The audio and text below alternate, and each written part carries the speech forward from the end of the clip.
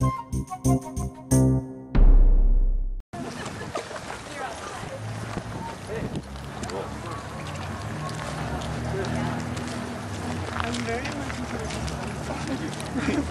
it in class today. What class? We're performing a very track girl. Yeah, wait, Dad, you're not there. Hey, y'all. She brought like passing on.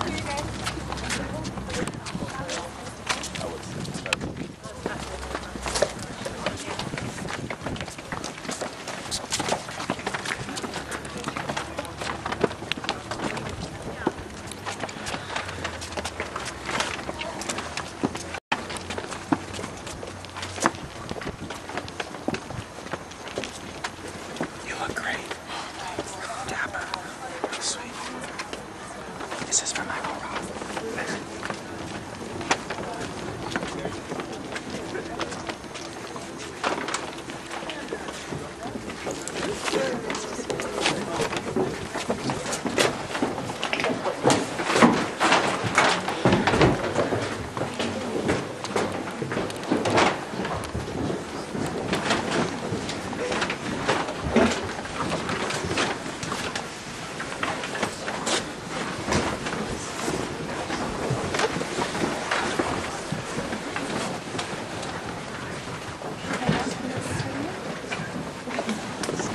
Where's Abby? The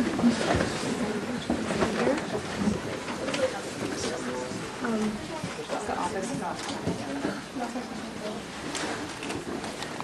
Can I help somebody? Yeah, of course. I'm Claire. Hi, Claire. Nice to meet you. Michelle. Nice to meet you, Michelle. So we're here because we'd like to have a conversation with Michael Roth about divestment, divesting from apartheid. Hi, can I help you guys? Hello. Hi. Hi. I'm Claire. Hi, Claire. I was just telling Michelle that we're here because we'd like to have a conversation with Michael Roth about divestment from fossil fuels and Israeli apartheid and the prison system. So we're here physically as a way to disrupt sort of business as usual because we've gone through all the bureaucratic channels available to us and haven't gotten a response from Michael Roth. So we would like to have an open conversation with him if possible, and we plan to sit here until that's possible. You haven't reached out to me to make an appointment to meet with him. We've gone to office hours, we've gone to the Board of Trustees, we've had many of these. Okay, well, he's not available at the moment because he has a meeting scheduled. But I would be happy to schedule an appointment for you at another time. Can I bring up a spokesperson? Hi. Hey. How are you? I'm good. What's this about? We're gathering to ask if we can have a conversation about divestment from Wesleyan's endowment from the prison industrial complex, fossil fuels, and the illegal Israeli occupation.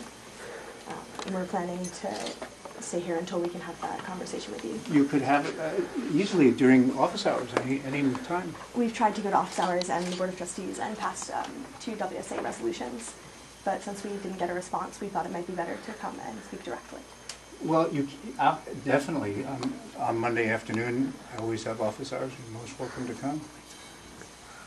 We can wait till then. I don't understand. Here. We'll wait till then here then. I don't understand it. I mean, you asked to have an appointment to see me. I said you can have an appointment to see me. You're used to getting your appointments immediately, is that? I mean, I have office hours every Monday afternoon. I never turn people away, so. We've made appointments before, but the appointments themselves haven't resulted in actual planning for change. So we'd like to be here physically and make a statement about disrupting business as usual because we've carried on with the same, participating in the same systems that we don't agree with and don't think the university stands for. And so we're going to keep our physical presence here until we can talk directly about plans that we might make, because the resolutions that have been passed have been sort of pushed aside and not directly dealt with. Okay. So anywhere that's convenient, we're happy to move in places. I'm going to go grab some lunch, but you're welcome to stay here. Thanks. We have a manifesto calling for divestment. 1. Understanding the connection and intersections between the Israeli occupation, the prison industrial complex, and climate change. 2, but that these representations of student opinions have not been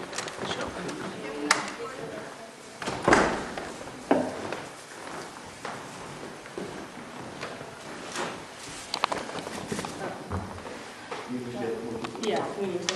I'll take it on.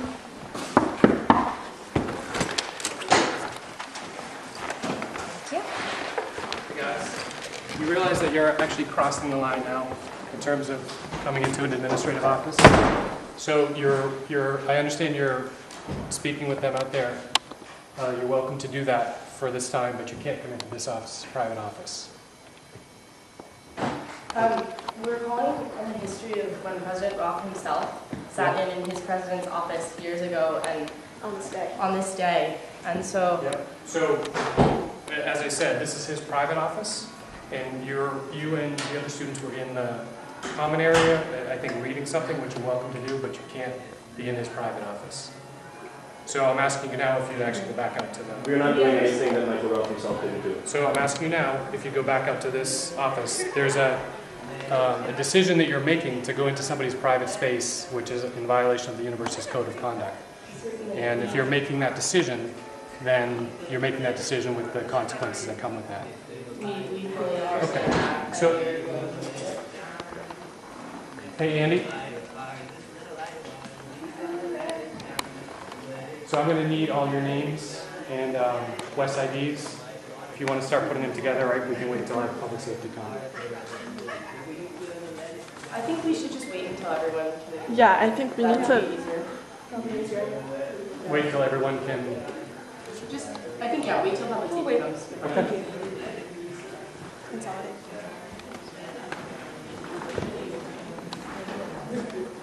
I think I might go.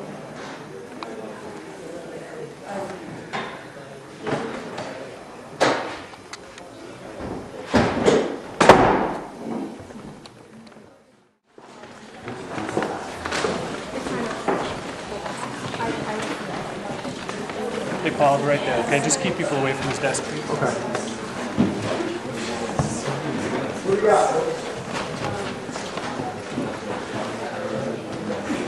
Abby, can you grab my bag?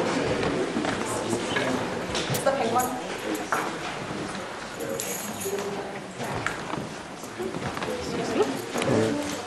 Mike, check. Manifesto calling for divestment. Understanding the connection and intersections between the Israeli occupation, the prison industrial complex, and climate change. Understanding the connection and intersections between the Israeli occupation, prison industrial complex, and climate change. Given that these three systems of oppression place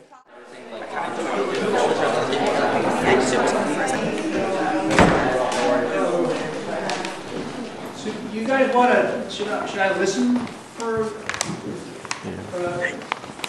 you want to say something that I should listen to? Yeah, we like that. Okay. May I sit You want to down? join us at the table here? Sure. Thank you.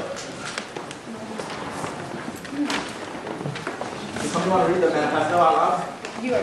Yes. Oh, you got a copy of it? Okay, wonderful. Yeah. Yes. Cool. Would you like to hear the manifesto vocalized, or is it? I've read it, so I see. You're coming back to this. Sure, I wasn't sure. I was able to take it by surprise, so I wasn't sure what you wanted. So I think I asked somebody to print up so we have, in the last board meeting, the students who were part of the Committee for Investor Responsibility presented on investment from coal. And as it turns out, the university doesn't own any stocks in coal right now, but they passed this a resolution on socially responsible investing.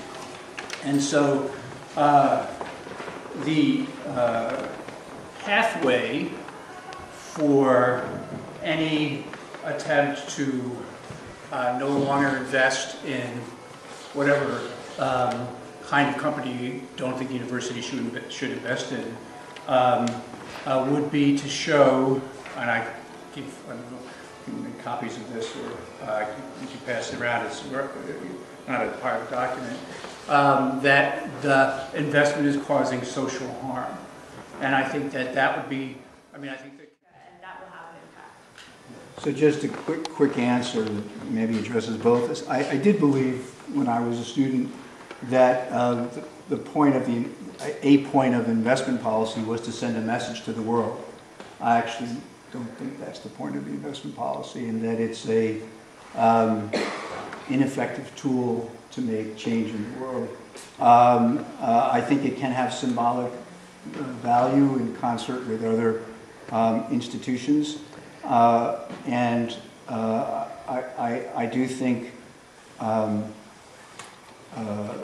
that there are some things that the university should not invest in, but not because by not investing in them we will change the world. I think we'll just feel like we're not profiting from a certain level of injustice.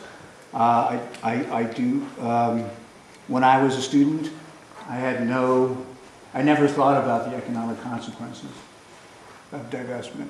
If it was good for blacks in South Africa, I thought the South African state was illegitimate and should be destroyed in its form it had at that time, as did many of my fellow students.